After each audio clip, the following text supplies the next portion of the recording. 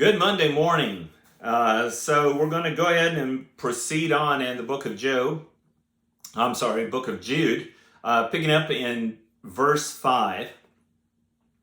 Jude writes, "Now I want to remind you that though you all know all things, that Jesus, having once saved a people out of the land of Egypt, subsequently destroyed those who did not believe." Now, in the preceding verses, 6, 7, both kind of fill out that context. Now, here's the point, though. Here's the devotional thought for today.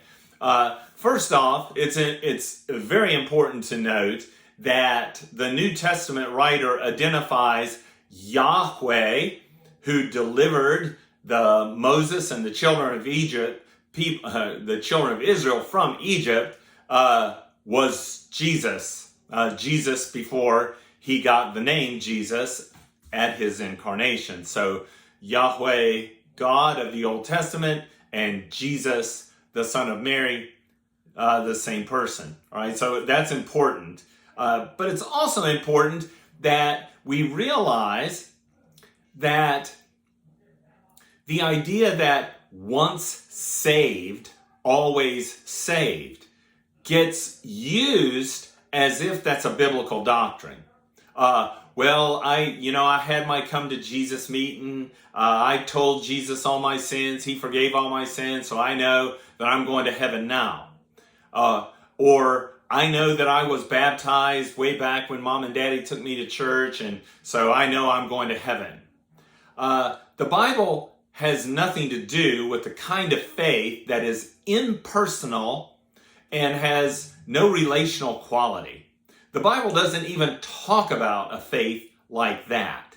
That's a false faith because it's based on a false doctrine, a false word.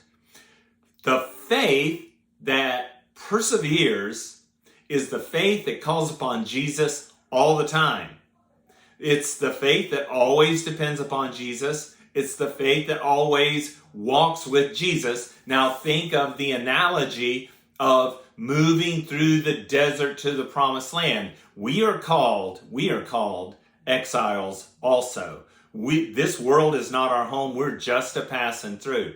Doesn't mean that what we're doing is not important, but it does mean that we are not where we are going to be. And therefore, we follow the Christ, just as the same way the Israelites followed the Lord back when he was a pillar of fire and cloud guiding them. So we do too. Or we could be following a false faith.